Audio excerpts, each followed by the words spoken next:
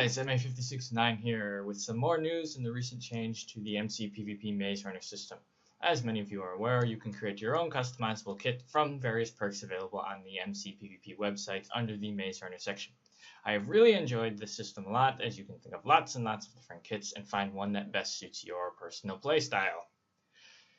The 6 different categories currently are traits, grievers, items, chests, princess, and resources. Same as before, you have 100 points to allocate between the different abilities in the different categories. As you could expect, the traits category gives you perks like extra damage, movement bonuses, extra health, more saturation, or resistance. The griever category will make you quite powerful against the grievers. You will have abilities such as extra damage to grievers, immunity from their abilities, or stealth, so you can just avoid aggroing them. The items category will give you either a Griever Serum or Med Pack at the start of the game, which can be very useful if used correctly. And now then, for those who roam the maze, the chest category is going to be your best friend, as it increases bow, arrow, weapons, or armor chests in the maze, as well as additional items in the supply crate. The princess category will be useful for a player on the team to have. It lets you heal her, feed her more efficiently, or provide some shielding if you are within range. And of course, the resources category will yield more jobs from animals as well as more jobs from farms. The combinations you choose can really affect the outcome of the game, and with this new customization, pre-planned combos and organization what to do within a team is vital and gives a significant advantage over the non-coordinated teams.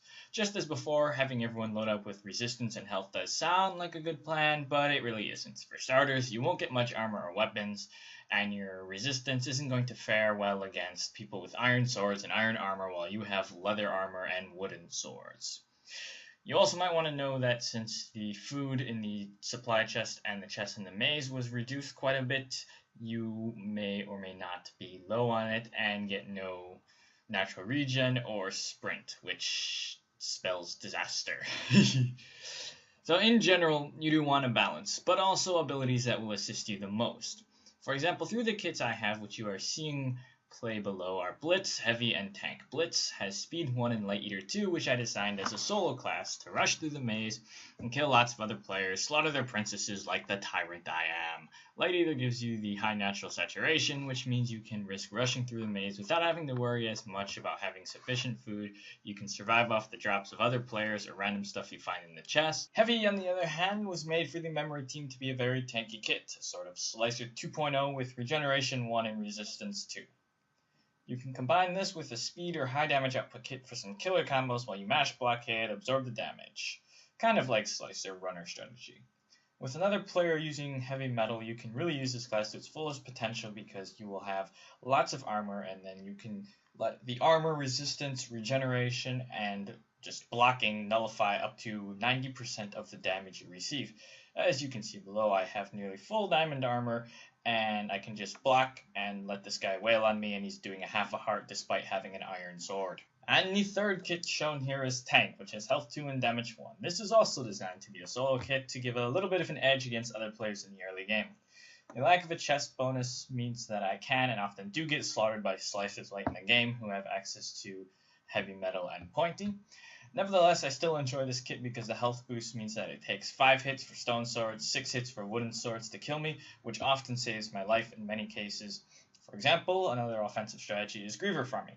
This is a very risky thing to do, as they are incredibly strong and they'll easily kill you early game, but with abilities like Immunity Confusion, Rage, Resistance, Fire Resistance, Damage, you could easily manage to stand your own. You'll get lots of good loot from them. And then if you've got stuff like heavy metal or pointy, you can get lots of good weapons in the chest, which you can find even better stuff at night in the chest, and you can be really powerful just by mixing and matching a few abilities wisely. Alternatively, there are defensive strategies. Do you want to load up on lots of gear and wait for your enemies to kill themselves off, or come find you?